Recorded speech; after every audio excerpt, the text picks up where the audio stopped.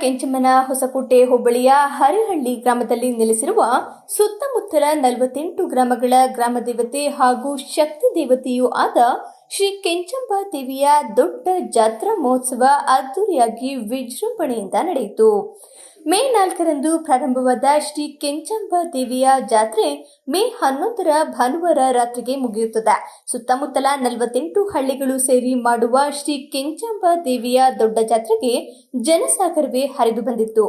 ಬಹಳ ಕಟ್ಟುನಿಟ್ಟಾಗಿ ಭಯಭಕ್ತಿಯಿಂದ ನಡೆಯುವ ಕೆಂಚಂಬಾ ದೇವಿಯ ಜಾತ್ರೆಯು ಹಾಸನಾಂಬಾ ದೇವಿಯ ಅಕ್ಕಳಾಗಿದ್ದು, ರಕ್ತ ಬೀಜಾಸುರನೆಂಬ ಅಸುರನನ್ನ ಸಂಹರಿಸಿ ನೆಲೆಸಿರುವ ದೇವಿಯಾಗಿದ್ದಾಳೆ.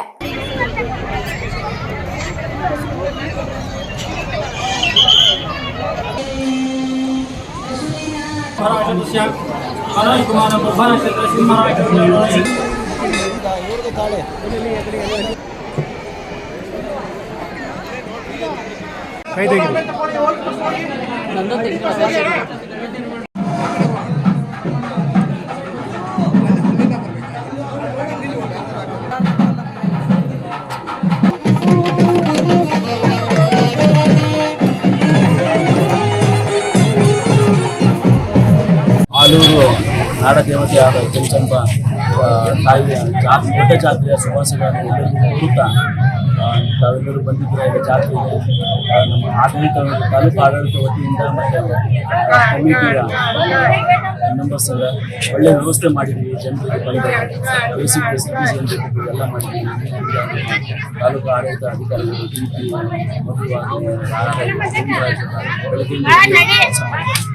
ಹಾಗೂ ಈ ದೇವಿಯ ಇತಿಹಾಸ ಎಷ್ಟು ಹಿಡಿದು 800 ವರ್ಷದಿಂದ ಇತಿಹಾಸ ಇದೆ. ಸೊ ದೇವಿಯ ಕೃಪೆ ನಮ್ಮೆಲ್ಲ ನಾಡಿನ ಜನರಿಗೆ, ನಮ್ಮ ದೇಶದ ಸೈನಿಕರಿಗೆ ಮತ್ತು ಎಲ್ಲ ಜನತೆಗೆ ಇರಲಿ ಅಂತ ಹಾರೈಸುತ್ತಾ ಮಧ್ಯಮ ಆದಷ್ಟು ಸ್ಪ್ರೆಡ್ ಮಾಡಿ ಈ ಮಹಿಮೆಯನ್ನು ಸಾರಿ ಪ್ರಾರ್ಥಿಸೋಣ ಅಂತ ಹೇಳ್ತೀನಿ.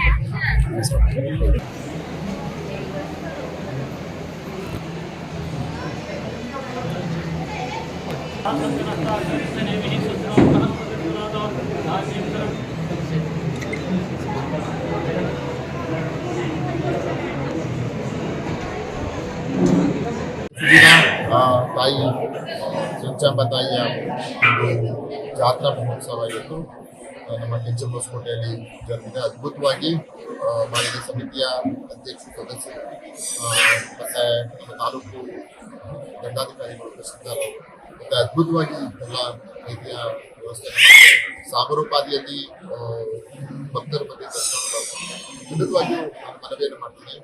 ಇವತ್ತು ಜಾತ್ರೆ ಹೊಸಕೋಟೆ ತಾಯಿಯ ದರ್ಶನ ಮಾಡಿ ಅಂತ ಹೇಳಿದ್ರೆ ಆ ತಾಯಿಯಲ್ಲಿರುವಂತಹ ಶಕ್ತಿ ಅದನ್ನ ಅನುಭವಿಸಿದವ್ರಿಗೆ ಆ ಶಕ್ತಿ ಬಗ್ಗೆ ಅಂದ್ರೆ ಆ ಶಕ್ತಿಯಲ್ಲಿ ಅನುಭವಿಸೋದು ನಾನು ಸಹ ಒಬ್ಬ. ಹಾಗಾಗಿ ಆ ಒಂದು ಏನಂತ ಹೇಳ್ತಾರಲ್ಲ ಆ ಅನುಭವ ಆ ತಾಯಿಯ ಪವಾಡ ನಮಗೆ ಗೊತ್ತಿದೆ. ಹಾಗಾಗಿ ಮನವಿ ಮಾಡ್ತೀನಿ, ದಯಮಾಡಿ ಒಂದು ಬಾರಿ ಬಂದು ಕೆಂಚಂಬಾ ತಾಯಿಯ ದರ್ಶನ ಮಾಡಿ.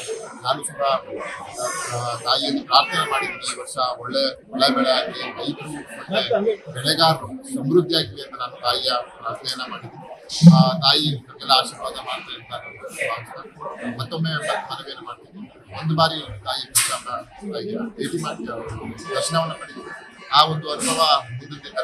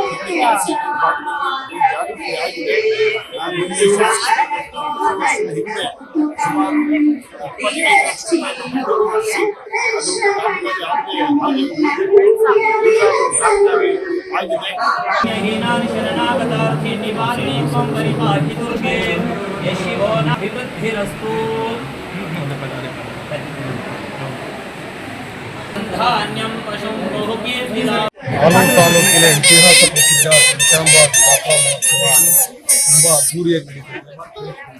ಭಾರಿ ಎಲ್ಲರೂ ಕೂಡ ಒಂದು ರೀತಿ ತುಂಬ ಅಭಿವೃದ್ಧಿ ಅವಕಾಶ. ಈ ಭಾಗದ ರೈತರು